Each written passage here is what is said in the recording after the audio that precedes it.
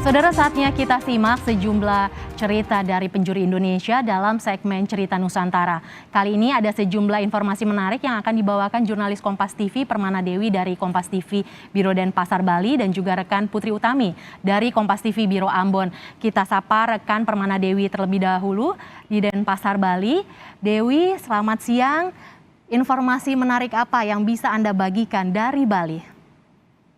Ya, selamat siang Mercy dan juga saudara. Berikut akan kami hadirkan beberapa informasi pilihan yang menjadi sorotan dari Pulau Dewata dalam Cerita Nusantara kali ini. Saudara, di Kecamatan Tegalalang, Kabupaten Gianyar, Bali, warga mengolah jerami menjadi pupuk kompos. Hal ini dilakukan untuk mengurangi polusi dari dari jerami itu sendiri dan juga sekaligus terutama agar petani tidak lagi tergantung dengan pupuk kimia. Jika sebelumnya seusai masa panen padi di Subak Telun Ayah Tegalalang Gianyar, Bali membakar jerami untuk membersihkan lahan persawahan, namun kini tradisi tersebut mulai ditinggalkan. Pola bakar jerami tradisi sebelum mengolah lahan persawahan pun kini ditinggalkan dengan cara mengolah jerami menjadi pupuk kompos.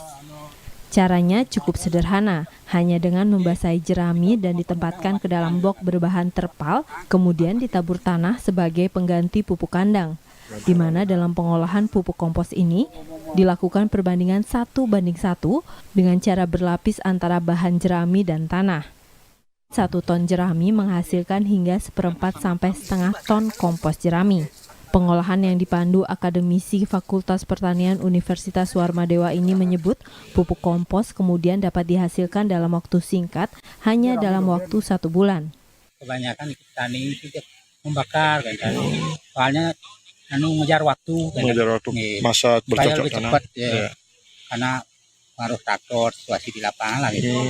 Di samping Nikol belum boleh sosialisasi masalah pengolahan jerami gitu.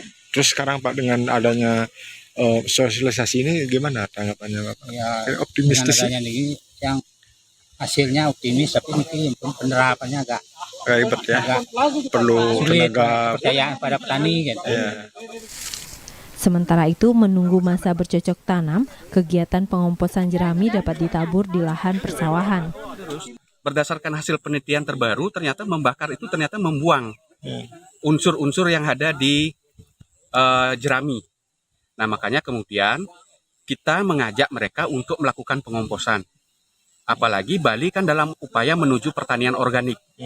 Nah, pertanian organik inilah salah satunya bagaimana memanfaatkan jerami itu menjadi kompos. Dan kami juga tidak ingin mengajurkan ke petani adalah anti-anorganik, enggak.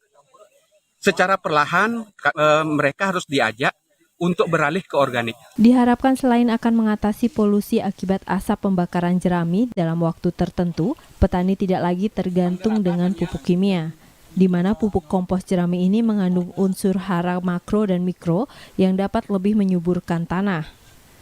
Nyoman Sudarmike, Kompas TV, Gianyar, Bali.